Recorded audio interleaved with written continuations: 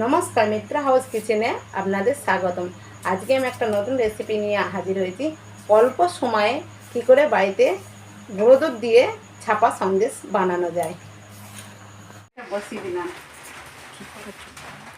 কড়াইয়ে অল্প একটু জল দিয়ে দেবো, দিয়ে চালিয়ে দেবো।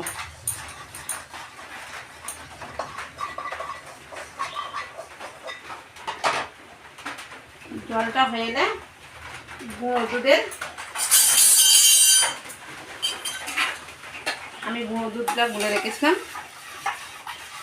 সেই দুধটা এখানে আমি দিয়ে দেবো।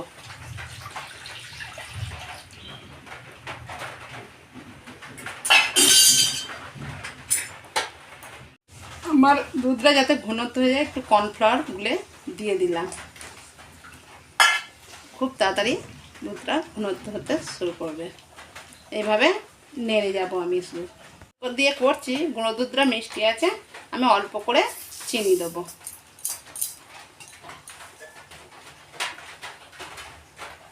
চিনি দিয়ে আমি নাড়বো। এলাচের বীজগুলোকে আমি গুঁড়িয়ে নিয়েছি, ভেতরের বীজগুলোকে আমি দিয়ে দেবো যাতে মানে সেন্টটা ভালো হয়। এ দেখুন, নাড়তে নাড়তে আমার দুধটা কত ঘন হয়ে যাচ্ছে। সমানে এভাবে সন্দেশটা করতে গেলে নেড়ে যেতে হবে, সমানে নেড়ে যেতে হবে, না নাড়লে নিচে ধরে যাওয়ার ভয় থাকবে।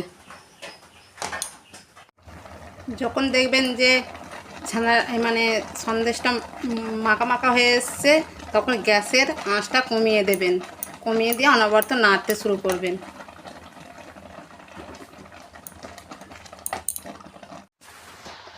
দেখুন কত সুন্দর সন্দেশের পাকটা হয়েছে, এটা মিহি হয়ে গেছে। এটা যদি আপনি কাউকে দেন, যতক্ষণ না বলবেন যে এটা আমি নিজে করেছি, কেউ ধরতেই পারবে না, মনে করবে দোকান থেকে বোধহয় আপনি সন্দেশ কিনে এনে তাকে দিচ্ছেন। এটা আবার যদি ছাঁচে ফেলে আপনি ছাঁচ তৈরি করে নেন সন্দেশের, তাহলে তো ধরতেই পারবে না। দেখুন কত সুন্দর মোলায়েম হয়েছে।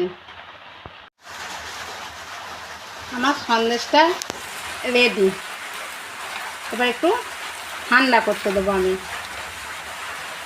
সন্দেশটা ঠান্ডা হয়ে এসছে, এবার আমি একটু ঘিয়ে হাতে নিয়ে ভালো করে সুন্দরভাবে এভাবে চটকে নেব। এবার আমি এই ছাঁচে ফেলে একটা একটা করে সুন্দর করে ছাঁচের মিষ্টি করে নেব। এরকম ছাঁচে ফেলে এক একটা করে ছাঁচের সন্দেশের মিষ্টি করে নেব।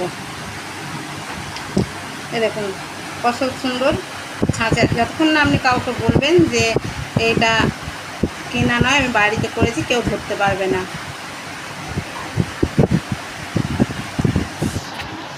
দেখুন এক কাপ গুঁড়ো দুধ দিয়ে কতগুলো ছাঁচের সন্দেশ তৈরি করলাম।